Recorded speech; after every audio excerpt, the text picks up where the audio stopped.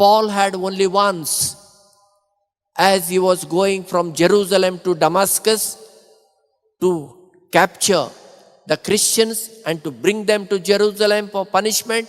On the way, he had experience of Jesus, and Saul became Paul.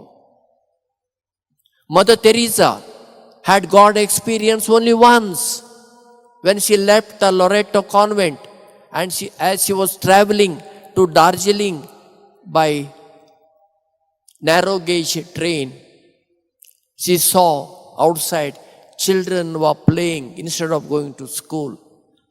And she said to herself, what am I doing for these poor people? I am there teaching the rich kids.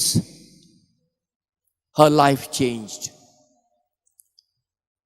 Moses had God experience only once at the burning bush. Of course, later on God called him, but the burning bush was the turning point in his life.